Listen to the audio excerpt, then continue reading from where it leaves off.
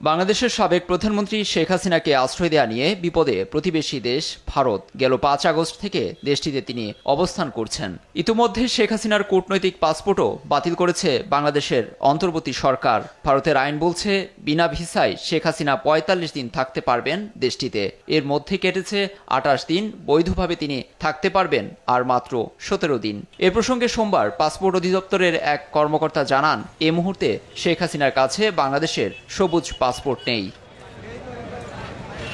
দেশ ছেড়ে পালানো শেখ হাসিনার বিরুদ্ধে ছাত্র হত্যাসহ একের পর এক মামলা ছাড়িয়েছে শতাধিক। মামলার আসামি শেখ হাসিনাকে দেশে ফেরানো হবে কিনা এ নিয়ে ভারতীয় গণমাধ্যমগুলোতে উঠে আসছে প্রতিবেদন।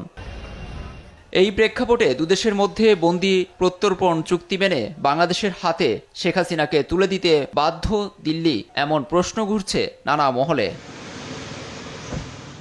বাংলাদেশ ও ভারতের মধ্যে ২০১৩ সালে সম্পাদিত এবং ২০১৬ সালে সংশোধিত প্রত্যর্পণ চুক্তির আওতায় শেখ হাসিনা আইনি কাঠামোর মধ্যে চলে আসতে পারেন বলে এসেছে ভারতীয় গণমাধ্যম দ্য হিন্দুস্তান টাইমসে। অবশ্য মামলায় যদি রাজনৈতিক কোনো উদ্দেশ্য থাকে, সেক্ষেত্রে প্রত্যর্পণের অনুরোধ নাকচ করে দিতে পারে নয়াদিল্লি। ওই চুক্তি অনুযায়ী শেখ হাসিনাকে ফেরত চাইতে পারে বাংলাদেশ। এ নিয়ে শনিবার পররাষ্ট্র মন্ত্রণালয়ে ব্রিফিংয়ে সাবেক প্রধানমন্ত্রীকে ফেরানোর প্রশ্নে বাংলাদেশের পররাষ্ট্র উপদেষ্টা মোহাম্মদ তৌহিদ হোসেন বলেছেন, শেখ হাসিনাকে ফেরত দেয়া নির্ভর করছে দিল্লির ওপর। লিগ্যাল প্রসেস থেকে একটা প্রশ্ন আসে, তাহলে আমরা তো ফেরত চাইতেই পারি, চাইব। যদি আইন আদালত আমাদেরকে বলে যে তাকে ফেরত আনার জন্য ব্যবস্থা করবো, আমরা সেটা ব্যবস্থা করার চেষ্টা করবো।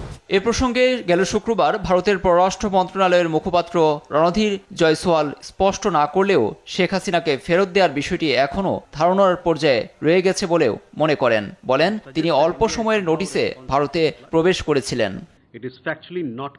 কূটনৈতিক সূত্রের বরাতে ভারতীয় গণমাধ্যমগুলো বলছে, মোদী সরকার এবং বিরোধী দল কংগ্রেসের সঙ্গে সুসম্পর্কের কারণে আপাতত ভারতেই থেকে যেতে পারেন শেখ হাসিনা।